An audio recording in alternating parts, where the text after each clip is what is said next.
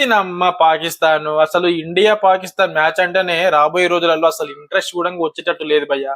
ఆ విధంగా ఆడుతున్నారు. అసలు మ్యాచ్ కి ముందు ఏమేమో పీకి వాడేస్తాం మేము.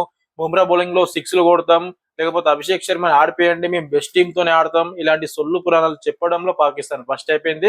అసలు ఇండియా తోటి నిజంగా మంచి ఫైటింగ్ స్పిరిట్ చూపిస్తారేమో చెప్పేసి అనుకున్నాం. అండ్ పాకిస్తాన్ కంటే యూఎస్ఏ ఇండియా తోటి మంచి ఫైటింగ్ చేశారు. ఇండియా కొంచెం భయపడ్డది యూఎస్ఏ ఆడినప్పుడు. కానీ ఈ పాకిస్తాన్ నిజంగా అసలు ఇంట్రెస్ట్ కూడా కనిపించలేదు భయ్య. చెత్త అసలు సొల్లు, అసలు ఏం కూడా లేదు మ్యాచ్ లో. ఏ సిచ్యువేషన్ లో కూడా పాకిస్తాన్ గెలుస్తుంది అని అస్సలు కూడా అనిపించలేదు.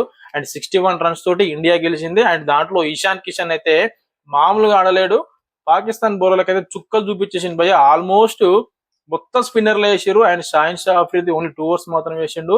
పిచ్చి లేపాడేసిండు ఇషాన్ కిషన్. చాలా మంచి పర్ఫార్మెన్స్ ఇండియా నుంచి, అది ఎప్పటికైనా ఉంటది. అండ్ పాకిస్తాన్ తోని మ్యాచ్ అంటేనే మామూలుగా ఉండదు మనోళ్ళది. కానీ మ్యాచ్ చూద్దామంటే సప్పగా సాగిపోతుంది భయ్య, అంతే. ఇంకా అసలు ఇండియా పాకిస్తాన్ మ్యాచ్ లాగానే అనిపించలేదు. మరి మీకేమనిపించింది కామెంట్ బిలో.